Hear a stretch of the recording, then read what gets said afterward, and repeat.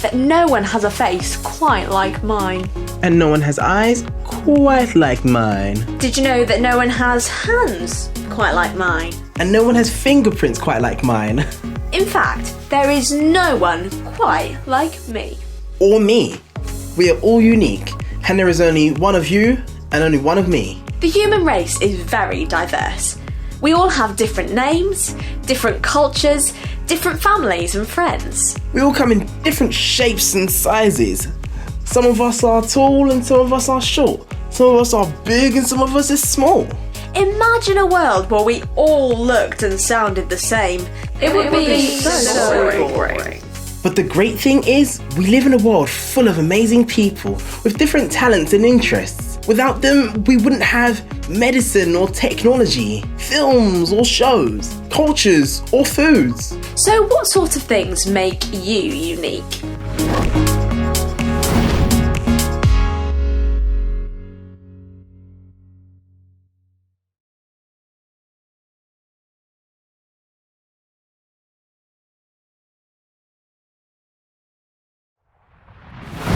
Isn't it amazing how different we all are?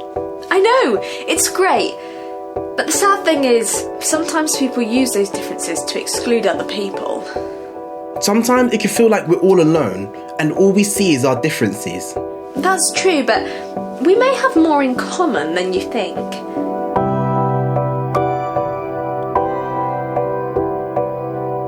Often we feel like we belong with only one group of people.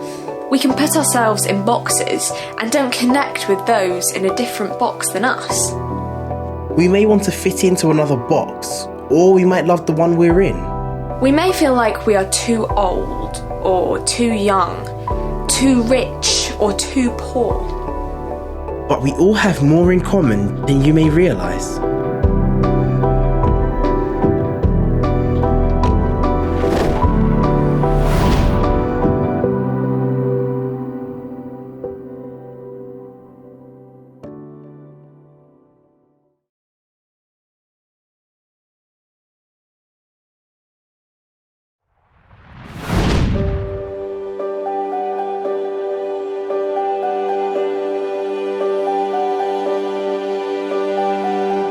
Experiment took place where 100 people from different walks of life had to step out of their box if the statement applied to them.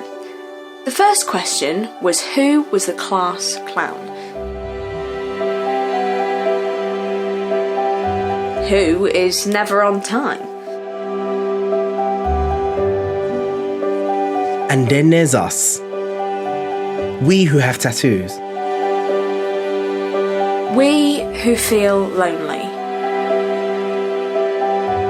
We who have been bullied. We who have bullied others.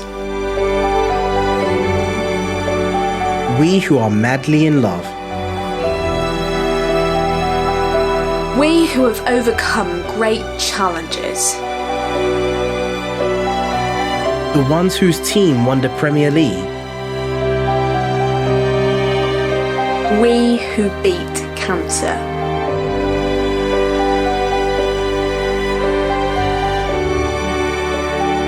And then there's all of us, who are created in the image of God, and as one body, we stand together.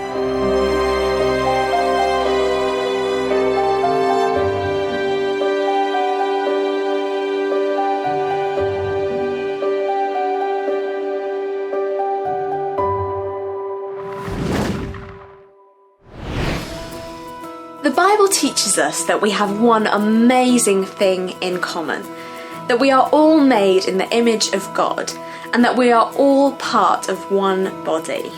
In 1 Corinthians 12 it says, "And a person's body has more than one part. It has many parts. The foot might say, 'I am not a hand, so I am not part of the body.' But saying this would not stop the foot from being a part of the body. The ear might say, 'I am not an eye, so I am not part of the body.' But saying this would not make the ear stop being a part of the body." No part is more important than the other. If one part suffers, then all the parts suffer with it. And if one part is honoured, then all the parts are glad. Now you are the body of Christ, and each of you is a part of it. What the Bible is saying is that we can be different and be united. No matter what, you are important, you are loved, and you have value. So in a world where people are put into boxes, why not be a box breaker? No, not that kind of box, Chris. I was using a metaphor. Oh. I meant the kind of boxes that we were just talking about. The kind of groups that we put ourselves in. Maybe instead we could all be brave and talk to someone we might not normally talk to. Or we could invite someone new to come and sit with us for lunch. Or we could let someone new join in our games. Exactly, Chris. Those are great ideas. Oh, do you fancy a game now? Always. Bye. See you soon, guys.